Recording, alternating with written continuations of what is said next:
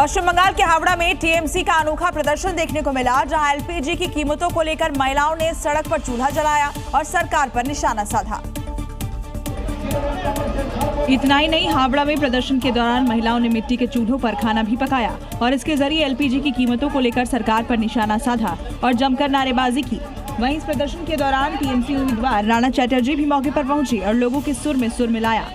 साथ ही लोगों से बीजेपी उम्मीदवार के खिलाफ वोट करने की अपील की। आपको बता दें कि 23 अप्रैल को बंगाल विधानसभा चुनाव के पहले चरण को लेकर वोटिंग होनी है, जिसे लेकर चुनावी सरगर्मी तेज है। वहीं दूसरी तरफ राजनीतिक गलियारों में आरोप प्रत्यारोप का सिलसिला भी जारी है।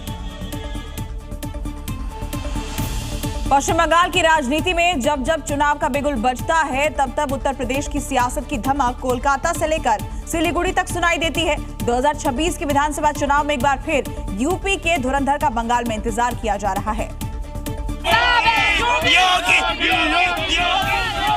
चुनावी राज्य असम के बाद अब बंगाल में भी सीएम योगी की डिमांड तेज हो चुकी है। पहले चरण के मतदान से पहले सीएम योगी की रैली को लेकर उनके फैंस का जोश हाई है। सीएम योगी को लेकर नारे लगा रहे हैं।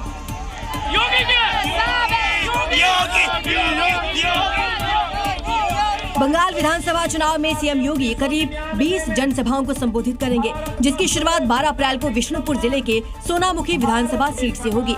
इस दौरान सीएम योगी बीजेपी के समर्थन में वोट करने की अपील करेंगे। वहीं दूसरी तरफ सीएम योगी के बुलडोजर एक्शन की मांग तेज हो चुकी है।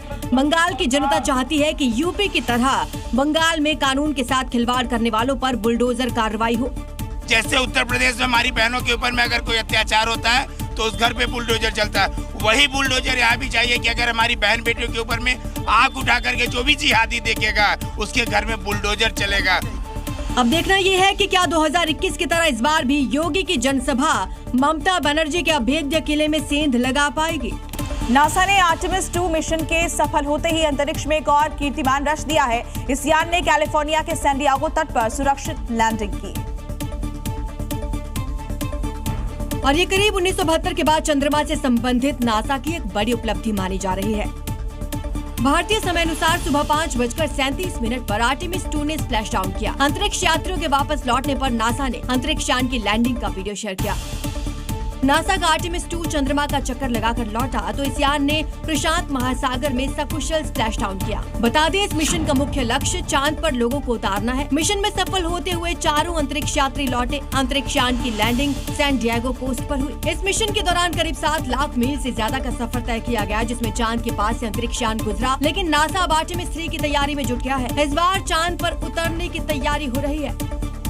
आर्टेमिस 2 की सफलता से नासा ने मानव अंतरिक्ष उड़ान के क्षेत्र में बड़ी उपलब्धि हासिल की है। मिशन के दौरान पहले 4 सदस्यों वाले क्रू को पृथ्वी से करीब 2,48,655 मील दूर भेजा गया, जो एक रिकॉर्ड है।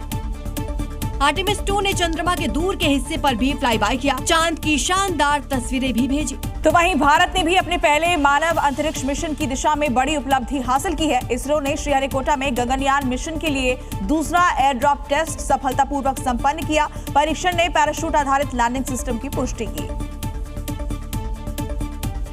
जो भारत के पहले मानव अंतरिक्ष मिशन की दिशा में एक और महत्वपूर्ण कदम माना जा रहा है। इसरो ने दूसरा इंटीग्रेटेड एयर ड्रॉप टेस्ट सफलतापूर्वक करा लिया है। ये टेस्ट गगनयान मिशन के लिए तैयार किए गए पैराशूट सिस्टम की जांच करने के लिए किया गया।